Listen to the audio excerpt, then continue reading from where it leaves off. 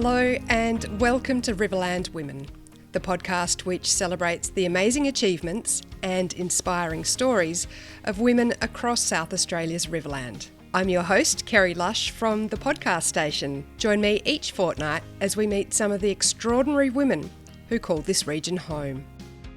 This is Riverland Women.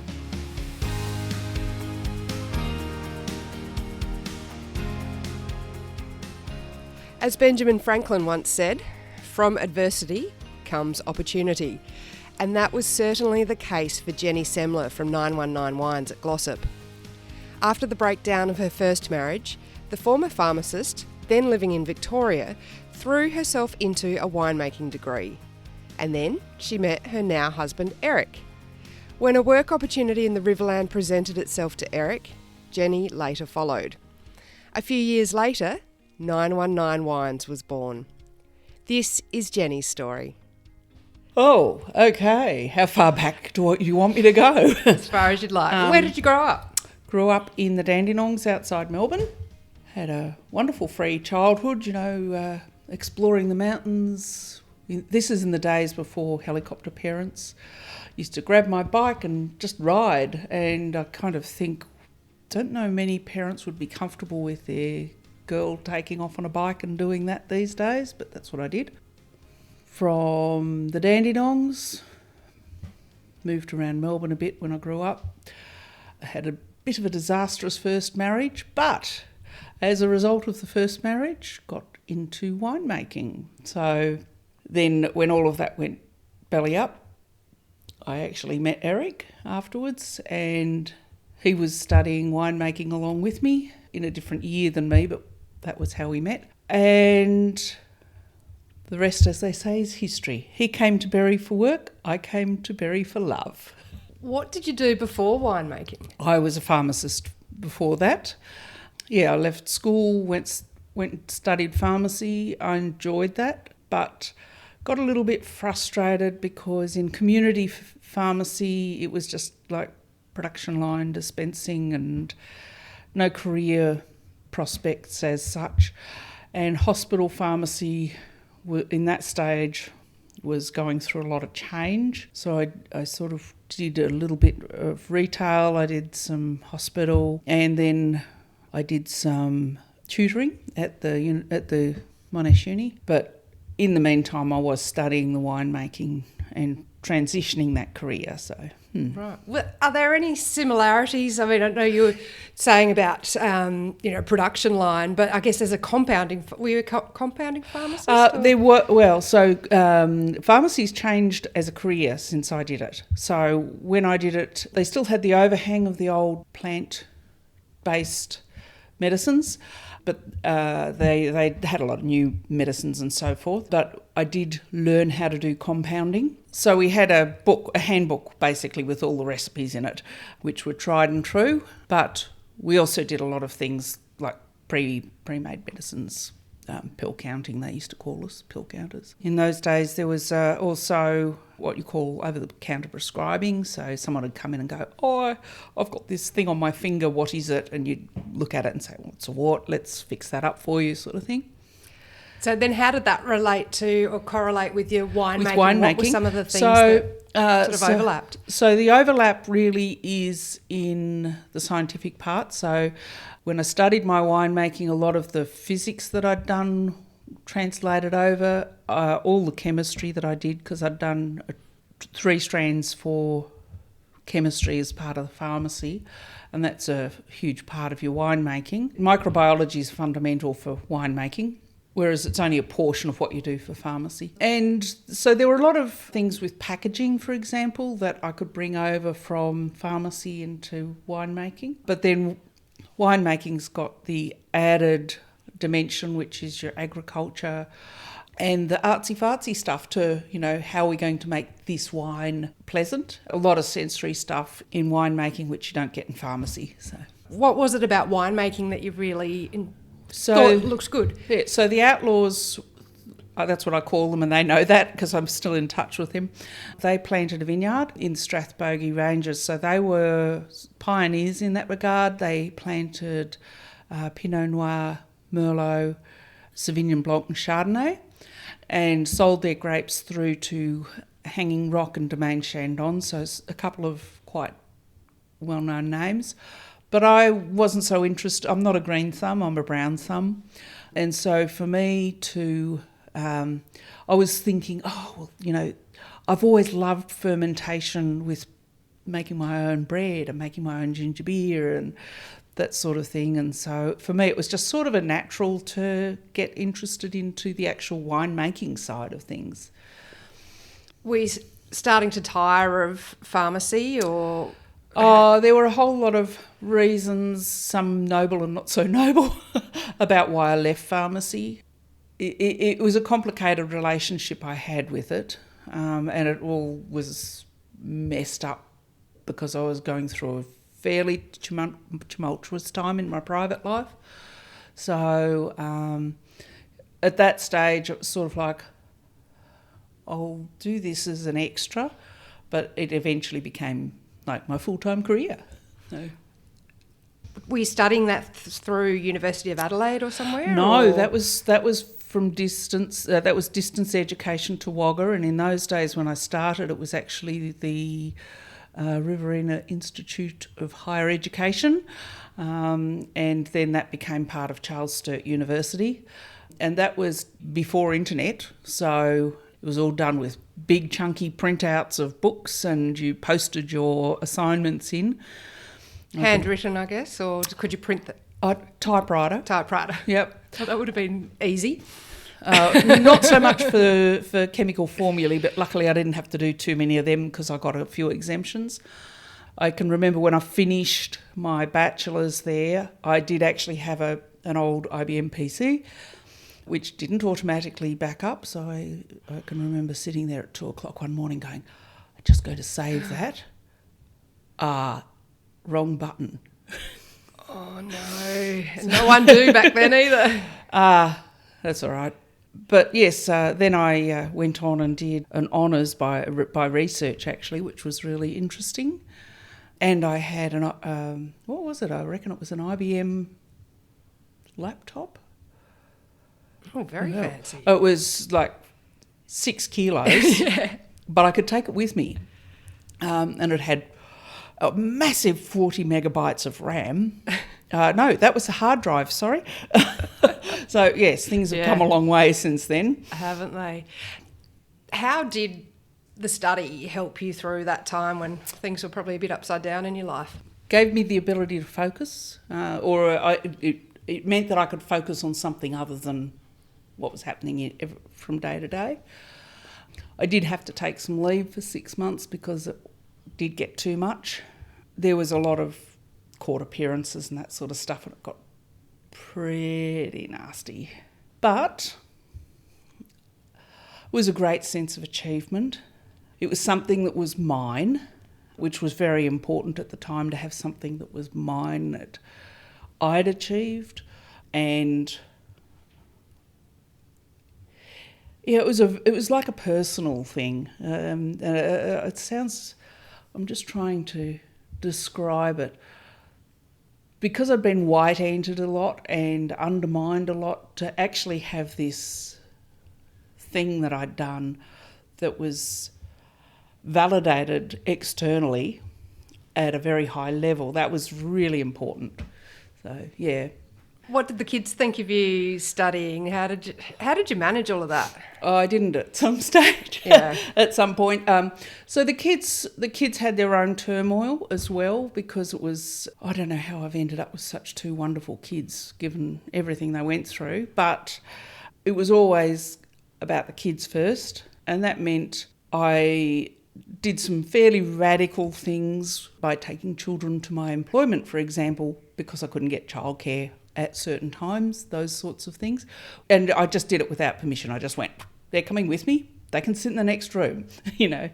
So it taught me to do some of the real ballsy things, you know.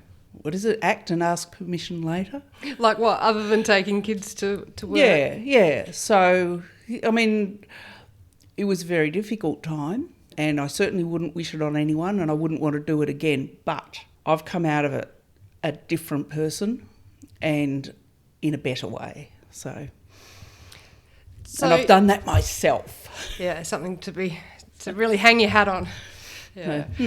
Yeah, so how did you and Eric meet and then end up here with 919? I met Eric at uni. I was in my last year, I think, and he was somewhere a couple of years behind me. I'd had a few exemptions because of the pharmacy background, and we ended up doing a prac together, and things were pretty raw, and I went out for a coffee break during an experiment that had been running, and he stepped out for a coffee break, and he said, "How you going, Jenny?" And I went, "Oh, could be better." And he looked at me and he went, "You too." And that was it. You know, from then we had a talk, and we sort of had a heart-to-heart and compared personal situations, and he was in a similar situation, and we did long-distance dating for a while. He about 6 months after we sort of met. I mean, we'd sort of met before that, but it was just like casual, you know, nothing special. Yeah, he'd separated, I'd separated, and then we sort of got together, and after about 6 months he got a job offer over here at Berry Estates, and he rang me up and he said, "I've got some news."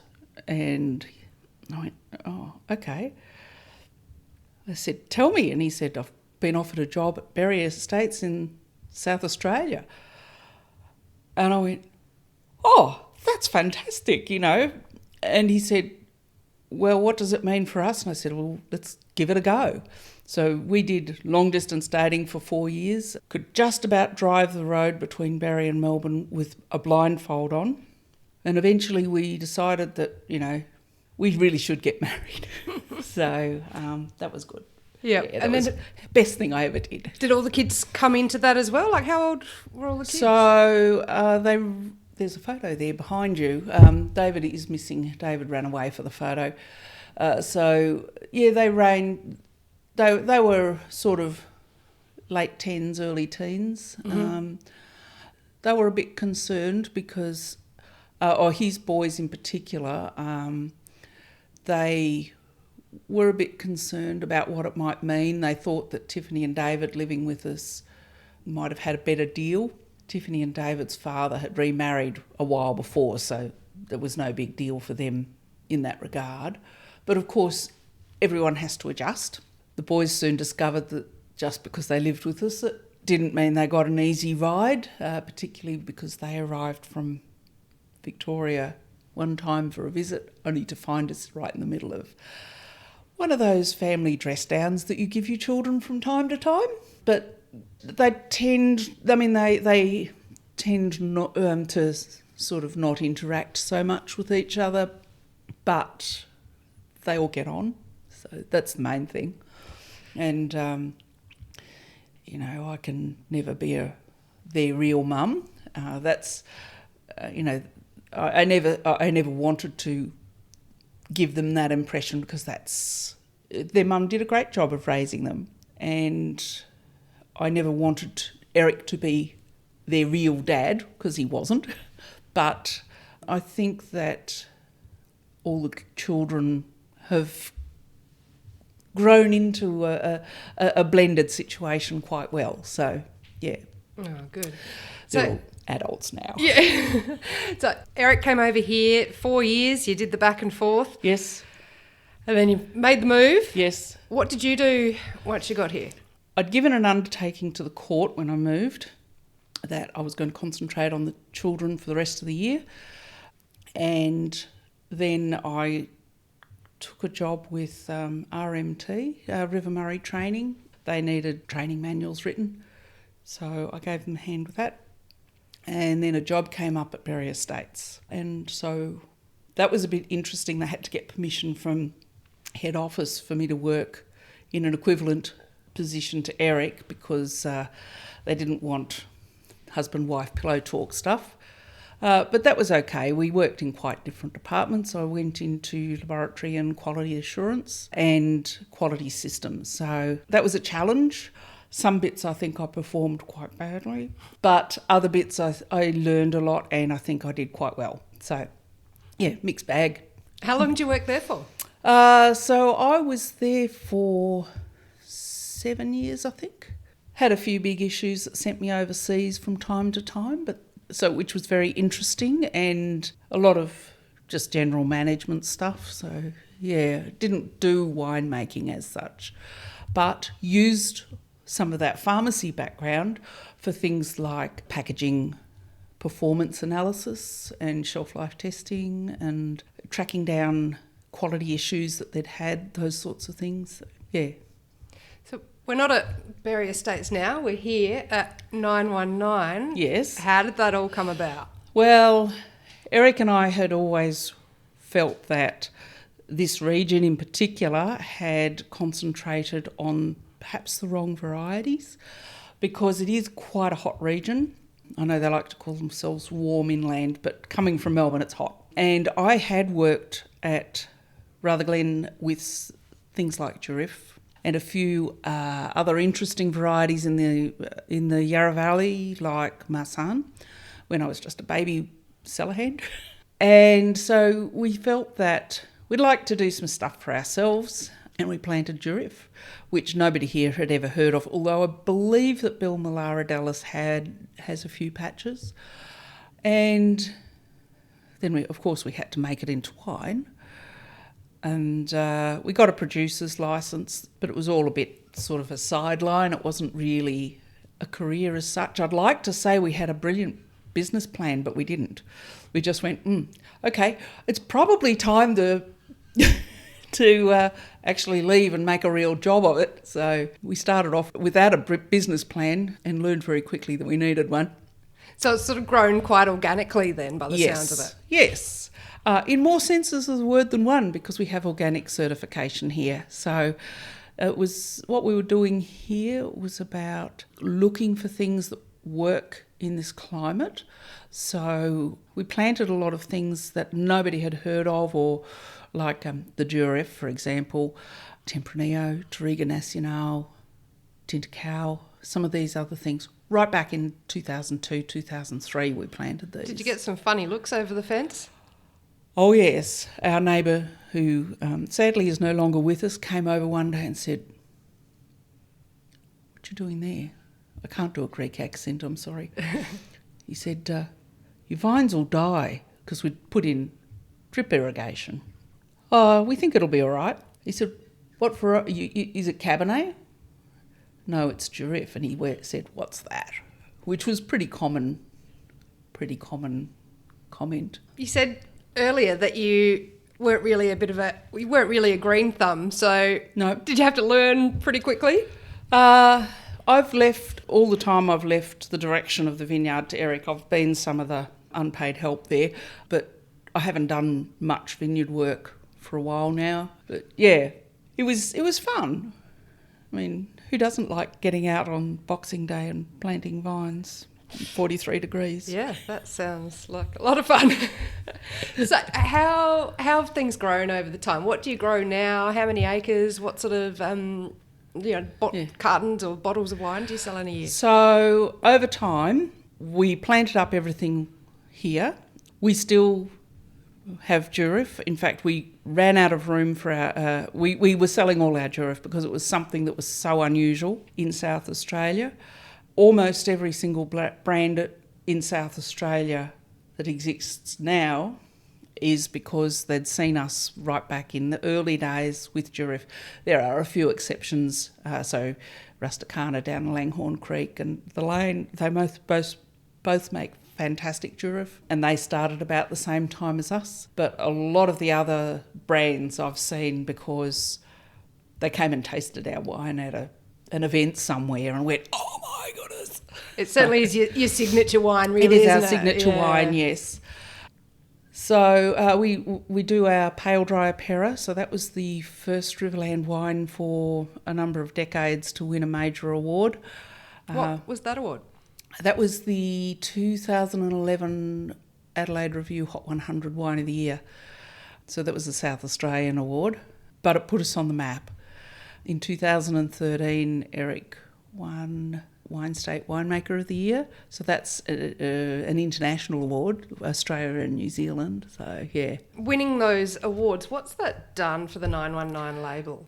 So it's certainly made us more visible, and visibility is really important. It helped us to get distribution because up until around about 2011, when we won that first award, we were really struggling to get anyone to take Riverland wine seriously.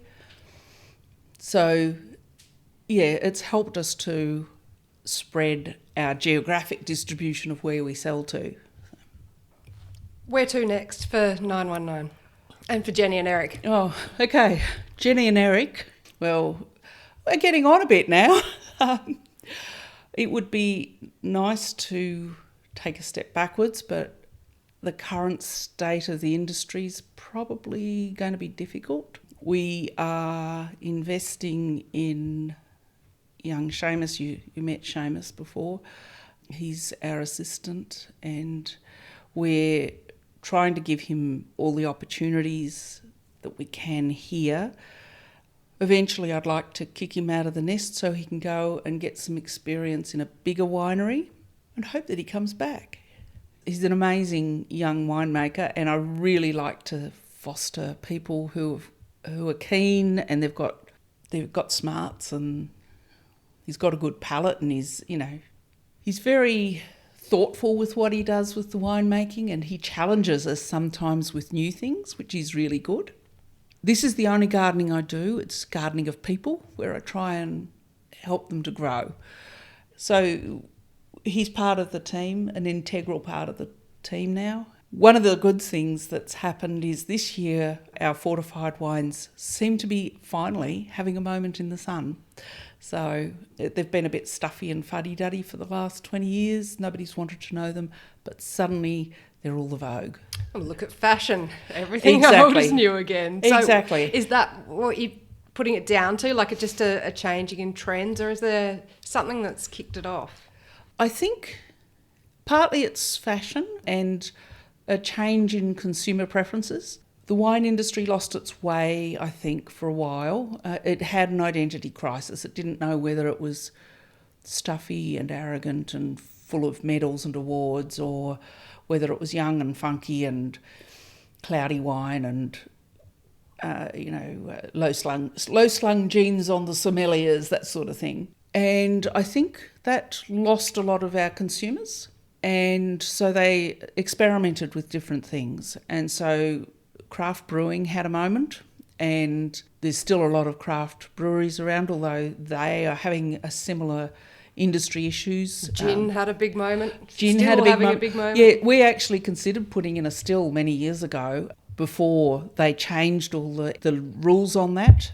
Decided it was all going to be too much because it would all have to happen during vintage, and there wasn't enough of us to go around. But they changed the laws with distilleries, and so it's become very fashionable to have a distillery.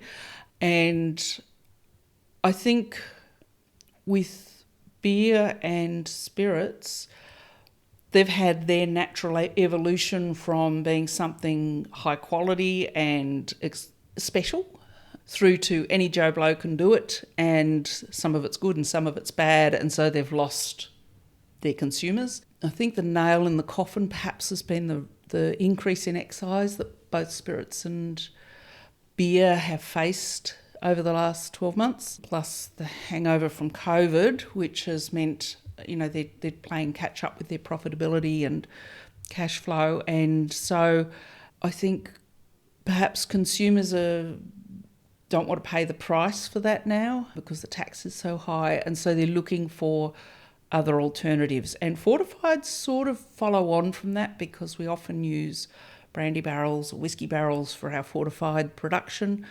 They are very complex wines. They are a little bit higher alcohol than table wines. They're also often sweet, which is very appealing to consumers. So, yeah, I think it's just it's time. Away from wine, now I've known you for a few years through ABC and media and that sort of thing. I recall you were into belly dancing at some point. Is that still on the cards? No, that's... No. Haven't done that for a long time. Right, okay. No. So what are some of your other hobbies? How do you zone out from work and everything going on here? Well, when I was a teenager, I did archery, and that fell by the wayside when I started full-time study at the heavy end, uni and so on. And then it was very difficult to pick that up with children because it's a slow sport. And probably not the safest for kids to be around either. Oh, well, there's moments when you're tempted. No, you've got your safety protocols, but I did take that up BC just before COVID again, and I've been enjoying that. There is actually a component of Zen to it, where I think they call it flow in meditation terms, where you just focus on certain things and unfocus other things, and I find that really... I'm not a very good archer. I was going to ask, are you any good? It's a frustrating sport just like golf. One day I'll go really, really well, and then I'll spend 6 months trying to be that good again. Keeping on that next shot is always that next... What do you call it? Pull? Draw? It's a shot, yes. Yep. So you can't live on your last arrow. You have to just live on your current arrow. So whatever arrow it is, that's all that exists. The arrow, yourself, and the target, and that's it. So.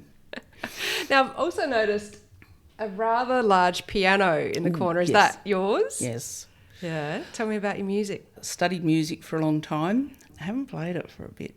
I'm trying to give this to my sister, who is a very, very good pianist, but doesn't have one. So we're just trying to work out how we can get it back to Melbourne for her and where we're going to put it, because it's quite big. So how did you study music, do all your exams and all of that sort of thing? Yeah, I did. I've got quite a musical family. So my daughter, before she became a lawyer, actually studied music at the Con. I have a cousin who's a concert pianist in the UK, and his parents both played for the Melbourne Symphony, I think it was. So, and then, it was just, music was there. We all studied music. Are you one that has to read the music, or can you play by ear? No, I'm not that good. I have perfect pitch and very slow fingers, so... I spoke to someone a while back about playing the piano, and she said it's a happy place. It's that zoning out, like you mentioned about archery. Is it similar for you? Yes, because you can't dwell on the last note you played, just on the next one. I actually find 10 fingers very difficult for the piano. I also learned the recorder, as everyone did at school, and I really enjoyed that because you get one note at a time. So, yes, I'm not very good at music. Something I'm introducing is some quick questions at the end. Okay, so is this like word association games? Oh, sort of. First up, what's something I didn't ask you but should have? Oh, I don't know. Nothing comes to mind? Nothing comes to mind. All right, we'll skip that one. Favourite place in the Riverland? Oh, on the river, upstream of Customs House. It has to be. Closely followed by Loch Luna out near Lake Bonnie. So we go both those places. What's the best advice someone has given you? Asbestos undies, war paint and high heels. Go get 'em, girl. And what was that in regards to? Facing difficult situations. Yeah. Yep. Put your armour on and get out there. Pretty much. Yeah. And don't care what other people think. You're only human, and everyone makes mistakes. Forgive yourself. If you could be friends with a fictional character, who would you choose? Ooh, there's a good one. Oh, Saga from The Bridge, played by Sophia Helene. Okay, haven't heard. That's what you should have asked me. I've been studying Swedish. Right, okay. Well, one of my questions here was, what's one skill you've always wanted to learn? Well, I'm studying Swedish, yes, and I'm absolutely loving it. So, properly through the uni or Duolingo? Yes. No, I'm going through University of Queensland. They've got the Institute of Modern Languages and have a regular Monday night date with my classmates and my teacher. Brilliant. I'm absolutely loving it.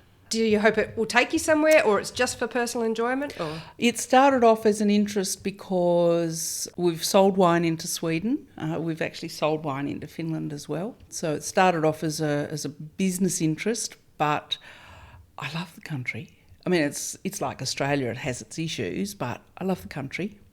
And the people are amazing. And yeah, I'm just enjoying it. And... what's one thing people are generally surprised to find out about you? I don't know, because I know myself better than they do. I do have a sense of humour. I think people find that surprising. Really? Well, usually I come across so serious. Oh, okay. Well, Jenny, thank you so much for having a chat to me on Riverland Women. Well, thank you for the opportunity. It's been a bit of a bumpy ride, but we got there in the end. Thank you very much. That was Jenny Semmler from 919 Wines at Glossop. You can find them on Facebook.